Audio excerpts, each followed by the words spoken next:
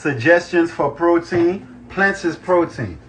You know, protein is created by 9 components of amino acids.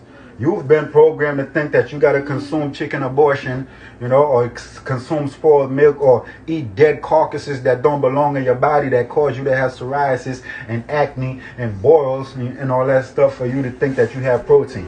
Protein is literally a myth. It's literally a way that they program you to keep you in that sick state and to also keep you docile, because when you consuming low vibrational foods, it will keep you in your low vibrational state, and when you are operating in your low vibrational state, you're able to be controlled by anyone, from the government to the school to your family to anybody that knows how to manipulate energy. And that's what this government, the system, is doing. They manipulating you energetically because you are eating to be zombified. We are literally walking dead out here because we're consuming death and operating from our death state.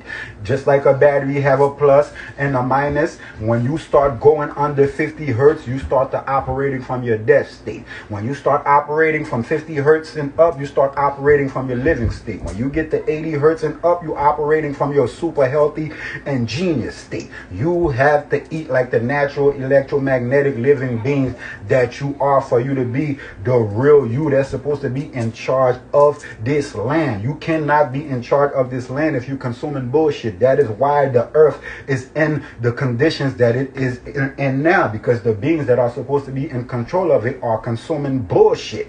You know, that's why they have this saying that is, go with your gut. And if you have a filthy gut, literally your whole life and your thought process in the world that you live in will be filthy also. So if you want protein, get it from your plants. Plants are protein. Amino acids creates real protein, simple protein that won't harm your body in any way, shape, or form. And if you want proteins in the foods that's not really our foods, hemp seeds has more proteins than any meat that you can eat. You can get your protein from avocado. You can get your protein from coconut yolk. You can get your protein from kale. You can get protein omega-3 from walnuts, Brazil nuts, all that stuff. There isn't anything that the body needs that nature do not provide. They always trying to use the apartment numbers to make you think, well, if you eat like this, how you going to get B12 and B17 from fruits?